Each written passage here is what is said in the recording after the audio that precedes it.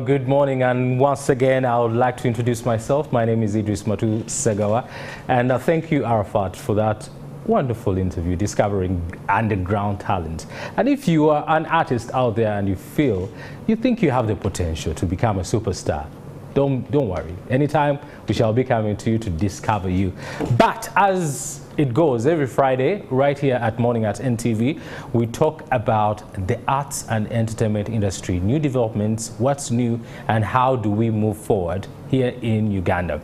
And in studio I have wonderful guests whom I would like to introduce. Mwami AT NTV, an entertainment analyst. So who's up around?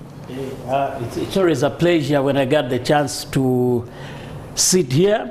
And Idris, whenever you say your name, I don't know why, the next thing that comes to mind is Idris Elba. I don't know why. And I'm waiting for you to say Idris Elba Segawa, but then you say something else. But I'm glad, and I hope by the end of this, someone, at least one person, will have picked out something to learn. Indeed. Indeed. Andrew Kagwa, arts journalist and a usual suspect. So, yes. Good morning. Good morning. It's good to be here, and it's good to get a chance to talk about the arts when you're not talking about people's scandals and their houses or not having the houses. So I'm happy to be here anytime. Okay. And as somebody that we haven't seen in a while, Mwami Martin Koyoyo, aka Yoyo. So, I'm so happy to see you. It's been a while. I'm happy to see you too. Yes, it's been a while. It has. But it's been a while since I was on this airwaves, but it's always a pleasure. And you look good. Thank you.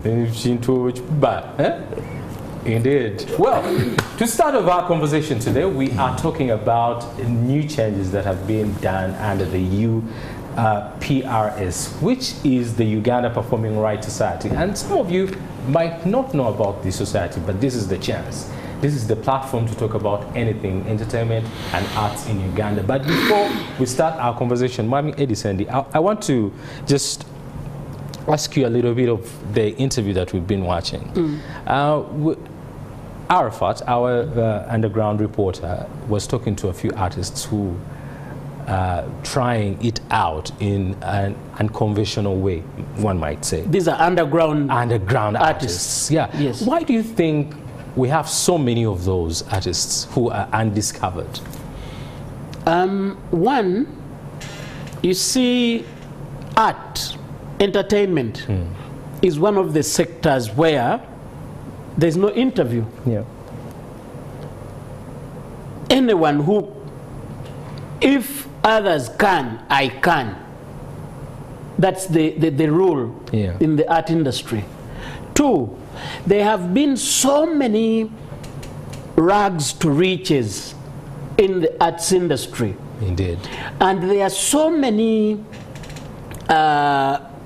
ghetto youths who have made it, and so they are inspiring a lot of people in the ravaged areas, not ravaged per se, but who are challenged. Yes. You know, I hate political correctness, so sometimes I run short of the right words to, you know, to put it. Now, when you look at such children or young men, you will find that they are looking at the likes of Fiki Gaza, they are looking at Mark the Urban, they are looking at Bobby Wine himself, they are looking at Alien Skin, okay? So, because when you look at all of them, they share something in common. Yeah. They are not singing. They are between rapping and a bit of dance hall. You know, they are majority are forcing something, but it's all about get a track, speak some words onto this track, and rhyme, as long as you rhyme. But let them keep in there. That's what I can say. Let them keep in there. once in a while, one will spring out and run away with it. Indeed. But what they should know, all that glitters is not gold. Because the biggest challenge we have in society, especially for some people who have made a little bit of, who have made it a little bit, paint it so rosy. Yeah. And that has caused a lot of depression to the young ones coming up. Misunderstanding. Who, after reaching there, realize that actually, oh, I thought Sandy had it all. Not knowing actually Sandy, the car he used to pose in, was actually an Uber. Yeah. And it affects some people badly. But let them try, let them try. Indeed. Yes. And that brings me to the topic of today, because these are musicians. And I would like to come to you, Mwami Martin Koyoyo, or Yoyo. The UPRS, which is a society mainly that was created by musicians, and it has been in existence for about now 40 years. Can I say? 39, 40, because it was formed in 1985. Yes, that's 40 years. And so many Ugandans might not even know about this society. Before we get into the changes that have been recently made, tell us, what is this society and what are your obligations? The Uganda Performing Rights Society is a collecting management organization. Yeah. In simple terms, it is our taxi body. Let me call it in simple terms. It collects royalties on behalf of artists. Okay. Because it's going to be very hard for a single artist to go out to every radio station, to go out to every bar, to go out to every hotel or every other music user to demand for his or her royalties. And then the royalties they collect, they have like 4 segments, because a song sometimes is not only done by only one person. And you find we are talking about now copyright. That when I may come up with an idea, in that instance, I become the author. I write the song. Yeah. But then, after writing the song, I come to Andrew. Andrew is the producer. Andrew crafts some beats. So I'm a creative. He's also a creative. But then both of us may not be that talented to give it the best vocal ability. Yes. So we approach Eddie Sandy. He's the singer now. So Eddie Sandy performs these lyrics I've written onto his beats. So we are now 3 people onto that. I write, he produces, he sings. And after that, you might find that after singing, he does not have the money, or he's not even willing to inject in the money to take it to another level, to now promote the song. So we come to you. We come to Idris. Now Idris becomes the publisher. So you now get 4 people, because you've also I have a contribution, he has a contribution, he has a contribution, and he has a contribution. So you now have a song having 4 people contribute to it. So we roll out the song. But UPRS as a society has a responsibility to see that it caters for all the 4. You know, there's been a misconception of only the public looking at only Eddie Sandy is a singer, who is, in this regard, they will be the performing artists. So he has performing rights of that record. But there are mechanical rights that go to him. And then I also have author rights as the writer. And then you as a publisher, because you're investing your money in, you know, you also have to gain from those royalties. So that comes to a point where we now have a split sheet that the CMO, as UPRS that we have, has to collect that money and then make sure it does equitable distribution, proportional. And then also secondly, for the benefit of our viewers, you see, you in your service as a journalist, you work here even if you retire, you still have a fallback of NSSF. Someone has been collected and saved for you there. As an artist, I don't have a fallback position. The only fallback position, if I'm incapacitated, I can't be on stage anymore, or sometimes you have people who sing but you'll never see them on stage. Yeah. But then their music is playing everywhere. It's being listened to on the internet, it's being played in bars, it's playing in hotels, on the plane. So when UPRS collects, so me, I call it in my simple language, it is the NSSF of the industry, the fallback of the industry. Let me give you one clear example. Every Christmas, we listen to Philip Bongole's Lutaya's music. So that means his legacy lives on 30 years after his demise. His family should be benefiting from that music. Now, it is the CMO to make sure it collects those royalties from wherever this guy's music is playing and then give it to the direct beneficiaries. So, in simple terms, UPRS is a body that should be catering for us as an industry, collecting our royalties and then making sure its core mandate is to collect and distribute. And distribute. Yes. As an arts journalist, you cover stories and events and developments that are in the entertainment industry in Uganda. How would you gauge the impact of UPRS for the 40 years that have been in existence in Uganda and on musicians? Why are you laughing? Because you're asking for impact, and to tell you the truth, it's like every time we are talking about UPRS, we are talking about what we are going to do. I can't even talk of, because truth is UPRS's biggest impact, okay, and if I'm to speak about individuals, Mr. James Wasula, his biggest impact was benching the late Jacob Bolanya to actually get our copyright law revised. That was around 2005, and then 2006. 2006. Personally, I think that's one of the biggest achievements. But besides that, we've had a lot of fights around it. We've had a lot of fights on the way they are supposed to be collecting. Artists at one time refusing to be part of UPRS because they believed they knew who has their music.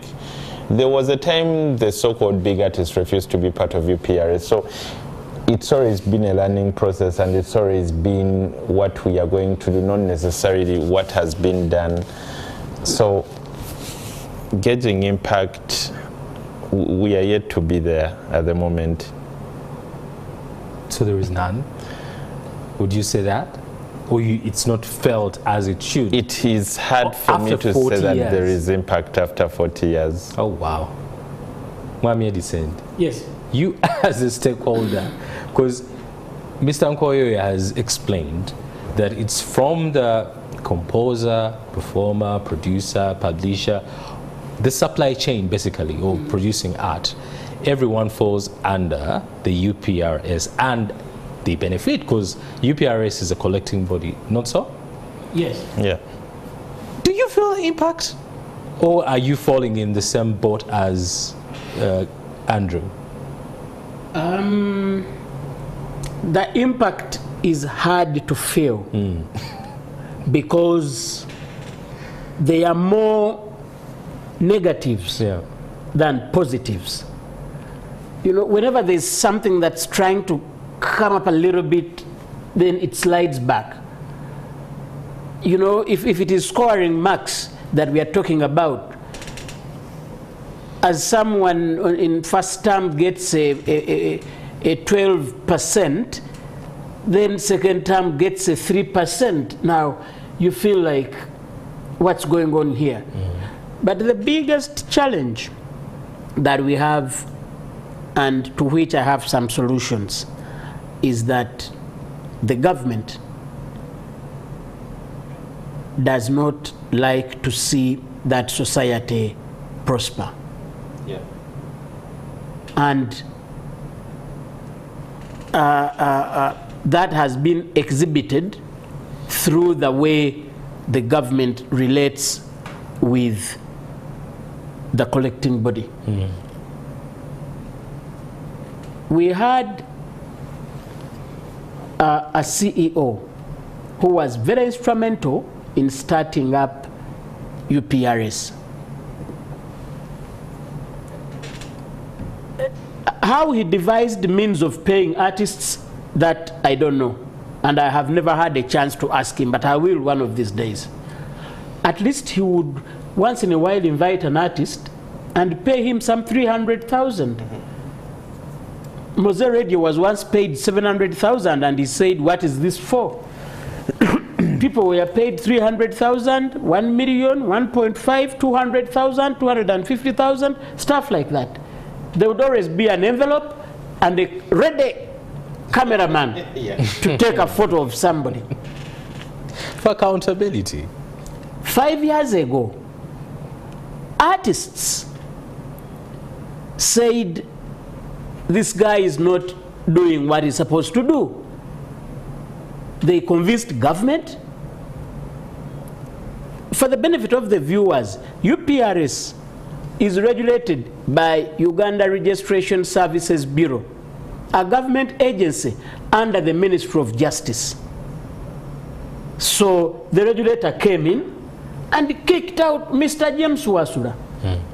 Okay? But in the past 5 years, we have had, I think, 4 board chairmen, 3 boards, 3 board chairmen, and 2, actually 2. And we've had Anthony Moda, who was an acting CEO. He left. Then we've had my sister Nasuna, an acting CEO. Now we have a new CEO, Stephen Sebugwao. None of them has done anything. Completely. None. And I want to use this chance to put this out and to put it to UPRS board. You see, there is a board that is in now, and there is a new board where my friend here, Yo-Yo, has just fallen in things, as we say. Fallen into what? Into service. But the whole point is they don't want to do their job. Why do I say that? I'll give you an example. 2 years ago, an AGM was called. I managed to attend at the National Theatre. And they said, Mr. Karamaji, I think, was the board chairman then. Yeah. He said, and Anthony Moda was the CEO. They had it. Was it Nasuna? Yes. They said they have 247 million shillings collected, but they don't have data means of distributing this money. Because yes, they collected, now they don't know how to equitably distribute the music. Whose song played more times, so that that song gets more money. Fast forward, an app called Song Boost, owned, developed, run by fellow Ugandans, came up, engaged UPRS, the CEO, the current board chairman, funnily enough, my friend, Okero, and we told them that Song Boost has a solution to help you, because what Song Boost does is it's a monitoring app. if you download it on your phone, upload your music, whenever your song plays, you get a notification. So it helps you to know where your music is playing. We came up and said to UPRS, we are giving you that solution. And we are going to give it to you. We had several meetings until we said, because we want the industry to grow, we are giving you that solution for free. To be integrated in the system. Give us your database. Let's upload it to this system. And because it is real time, it's an app. It's like I send you a WhatsApp message. You get it now. So when a song plays on the beat, and it's being monitored by Songboost, the system will immediately notify the server that, rather the subscriber, that your song has been played on the beat. We said, with that information, you will be able to know. We can send you a report, at least monthly, to show you whose music has been played most times.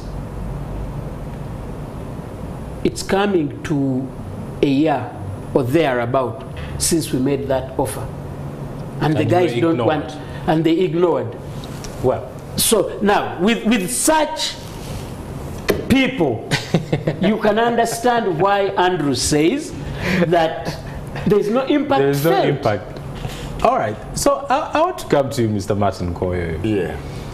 And when I go to the website of UPRS, it clearly states that Uganda Performing Rights Society is a society that was formed in 1985 by authors, mainly musicians, to advance the cause of copyright administration in Uganda.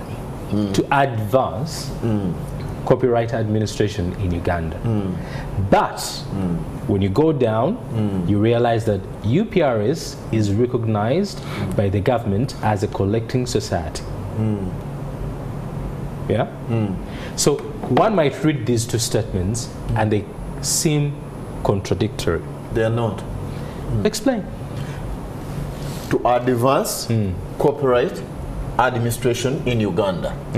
By it being a CMO or a collecting management organization, it is advancing copyright administration in Uganda. Okay. Yes. So how far have you moved for 40 years? For 40 years. How far have you moved? What are the achievements that you've had that you can look at and outline and say, for 40 years we've done this? Let me give you a little bit of the copyright history in Uganda. Yes.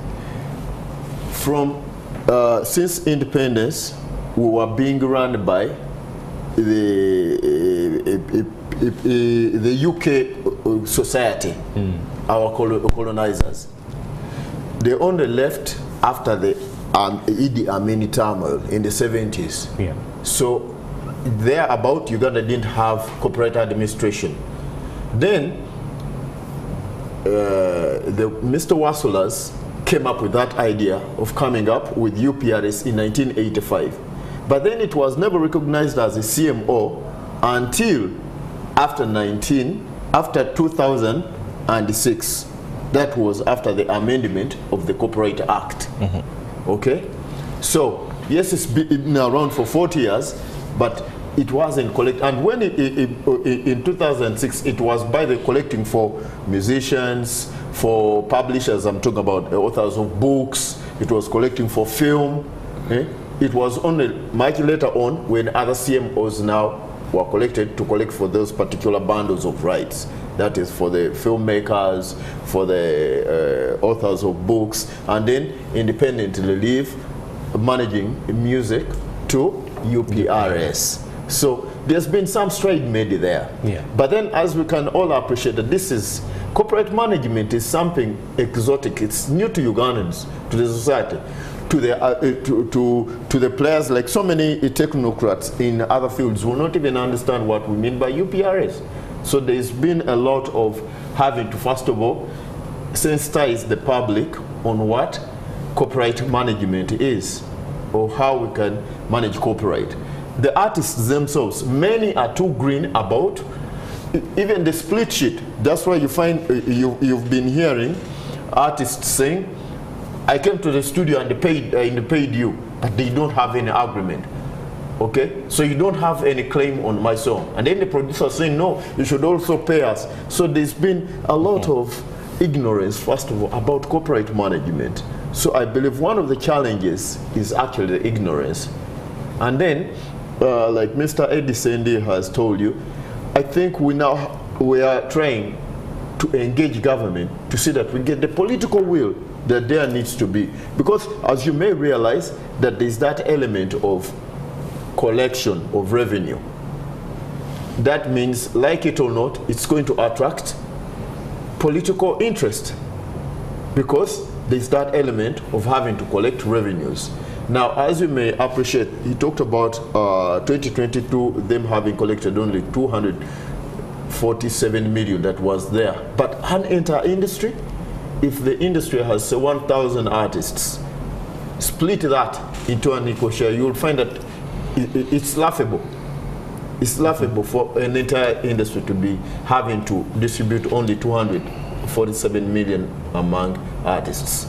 So there have been some strikes, and then the challenge is, how do we engage public to get more political will, government to get more political will, and then how do we sensitize the public, that is the users, to get more compliancy, and then how do we sensitize the stakeholders, the artists, to make sure that we grow membership. So those are the three challenges that we have to deal with. I am a new board member. I'm just congratulations. Thank you. But I've not yet begun serving, because the board is not yet fully constituted, because it is an 11-member board. It was not easy, for starters, when he talked about in 2019, UPRS was put under receivership, because the artists complained that the administration then was not doing justice. But then over time, we've come to appreciate that actually Mr. Wasula had a very big contribution to the industry and to the collecting society. All right? So we've had 5 years of trying to grapple with all those mistakes and put things right. Now, 5 years down the road, when UPRS was put under receivership, first of all, even almost, because it's also supposed to be a private member entity, but then almost government had taken it over, because they restructured the members, and then the board, the 11-member board, had 6 representatives coming from the government side, that's from URSP. And we, as the owners of the industry, were only having 5 members on the board. We've had to now change that. In the last, we had an extraordinary general meeting, and we amended our constitution, or our amendments, and then came up with having 8 members and leaving 3 to government. So we believe there's light at the end of the tunnel. We can look at light at the end of the tunnel. The challenge is now on us, the new board, and then the industry, because I've often told my fellow artists that, you know, it is not about us as we're simply put into the lead, but then we have to do it together. Just like we need the AT, we need all these ideas. We need people to come up with these ideas. We need to see, how do we make things better? How do we make this right? Like I did tell you, my vision is to see how the society becomes an NSSF. For security, all right? for performers. For performers, not only for creatives. Sandy mentioned something very interesting, and I quote it. He mentioned that the government probably is against UPRS. Is that the sentiment that you have? As a member now, a new member? That is Mr. Eddie Sendi's opinion. It's an opinion. Yes, okay. but then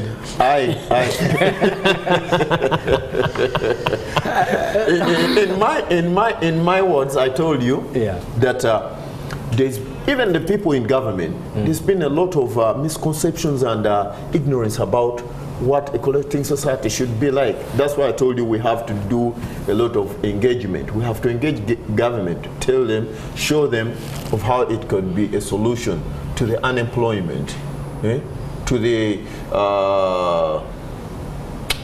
you know, sometimes there was a time when one of us became a political contestant, and then the government thinks we are in contest with it. We have to array its fears and then tell it that, you know, we're not your opponent. We simply have to work together and make sure the system works. Andrew, when you hear Martin talk about the objectives and why UPRS is in existence, it's more of collecting money from the rights of performers and all the stakeholders involved and giving them back. But I would assume that that is the bottom line. When you look at the mandate of the body is to advance copyright. But do you feel or do you think that copyright is just down to getting some money from your performing arts and that's it? And should those be only the achievements that we look at how much money have you collected or here and there? No, it should be, actually, I personally think it should be more about sensitizing and recognizing other ways that where music is being consumed, because trust me, the way we used to consume music in 2006 is not the way you're consuming it today. I don't think people were just sharing music the way they share it today on WhatsApp. So at times you need to be looking at all these things. Though what Edison said, there is no political will, somehow I do agree with it, because when you look at some of the past leaders, like I had a lot of chances to speak to Anthony Monda, and you could see he actually understood what he was talking about, and he had a lot of solutions on how to widen the basket, their collecting basket. He could tell you that the law, when the law was done, they were looking at radios, they were looking at hotels, restaurants, clubs, but today things are more like everyone has a gadget, probably some have two. If every gadget, when it's being bought or when it's being imported in Uganda, paid a certain levy which would go to UPRS, because you're getting that levy because you know this phone at one point will carry someone's music and they will not have paid for it because you will not know how they will get it. The same way CDs are, because he was talking about compliance, but you cannot rally a public to comply because everyone has his own thought and you cannot control thought. Because you can't control thought, you have to just find ways of getting that money, and you let them abuse it the way they want. You let them abuse the copyright, but you're getting money of them. If someone is banning music off CDs, get a certain levy and take it to UPRS. So it's not just about collecting, it's about finding other ways to actually collect that money, because the way we consume music keeps changing. But of course, even sensitizing the users of music, and in this way you're talking about say the media houses, because much as the copyright law might have been amended, we still have very many media houses that are not compliant. We still have people that are running, say, those things, jukeboxes that are not compliant. So we have very many avenues that could actually make that bag richer that are not monitored at the moment. Right now, I want to go to you, Mr. Martin Koyo. What are these changes that UPRS has implemented? Thank you. One of the few changes is that, one, we had to amend the MEMATs, the Memorandum and Articles of Association that run the UPRS. One, in the previous MEMATs, for one to be a board member and an artist was required of a bachelor's degree. To be a member. Yes. One to was be a board member. A board member. One was required to have had a bachelor's degree. You must have had credit passes in mathematics and English at O level, and then we challenged that. We said that was unconstitutional. If a member of parliament is requested over a senior 6, why do you require of a bachelor's degree for an artist when we all know that many make it in the music industry not by virtue of their academic qualifications, but through their talent? So we toned that down to an O-level certificate or equivalent. We also had, the previous board had an 11-member board had 6 members from government, and then the arts only having 5. And our argument was that that ceased to be our board. It was now a government board. So we challenged that, and we settled for a ratio of 8-3. So the artists have 8 members on the board, elected by the members, and then the 3 are appointed by the regulator, URSB.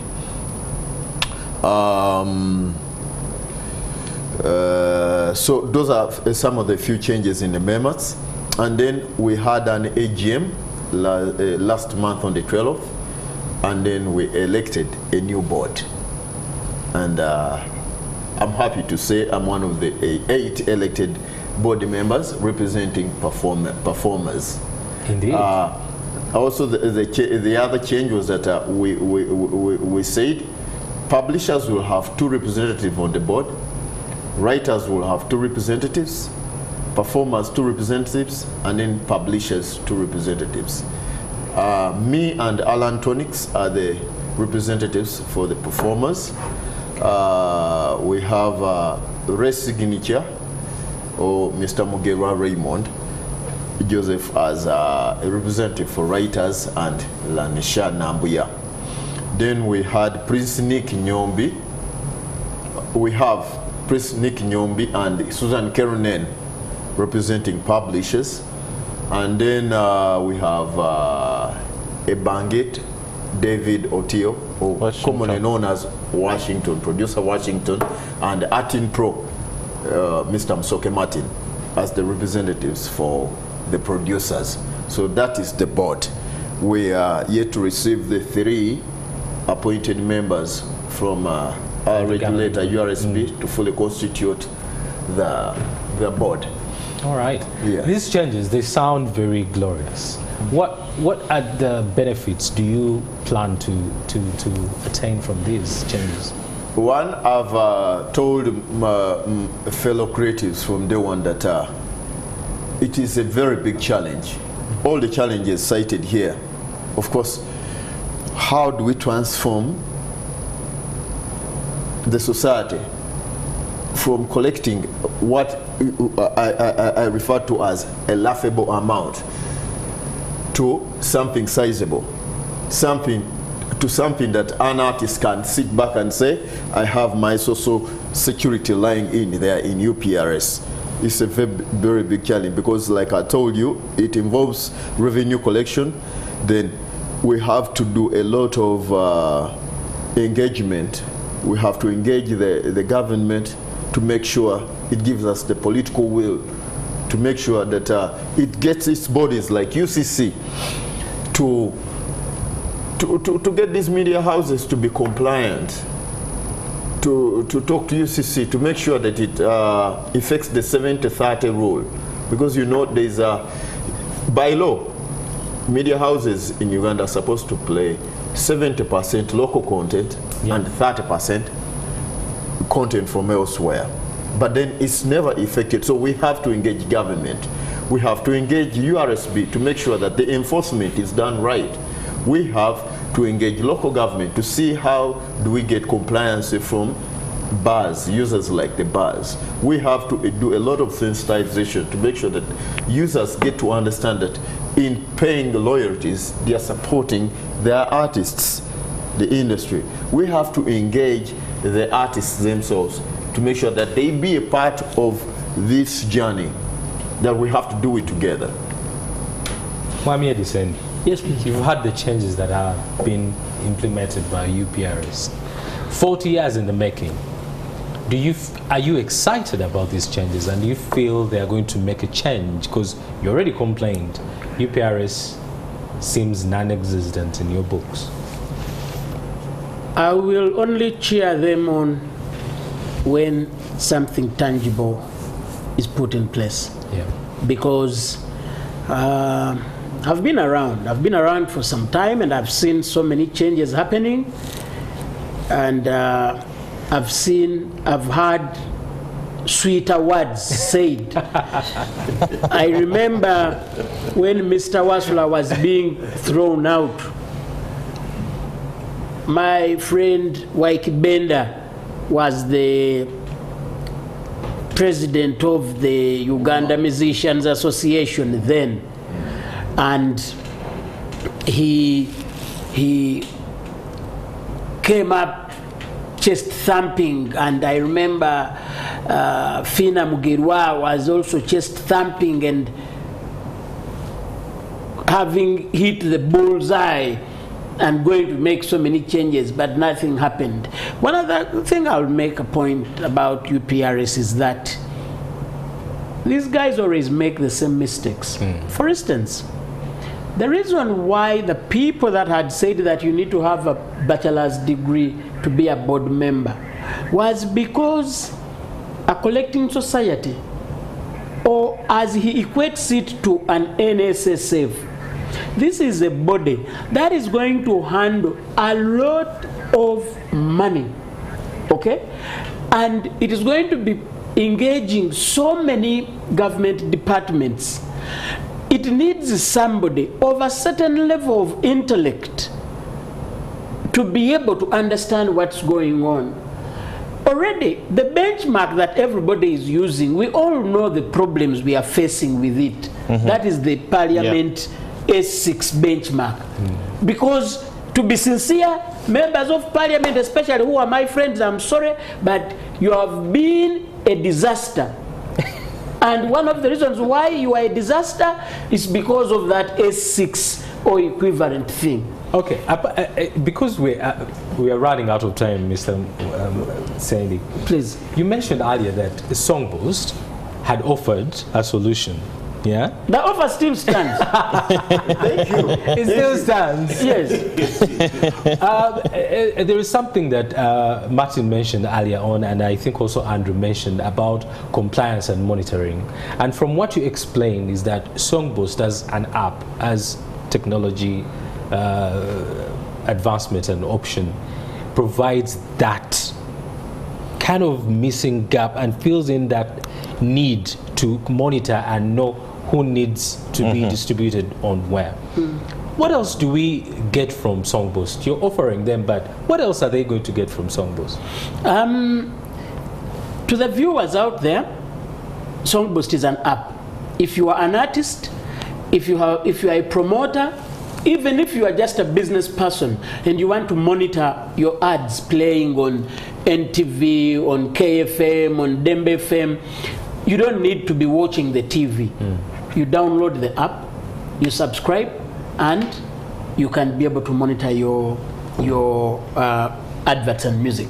But Songboost has gone a step ahead. Remember, our core as Songboost is we are for the artist.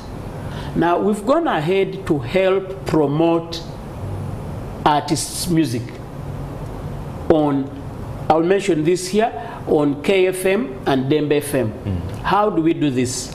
When you have the app and you upload your music here, so you feel like you want to push your music on KFM or Dembe FM, you can go onto your app, tap onto your song. There is a button which says promote.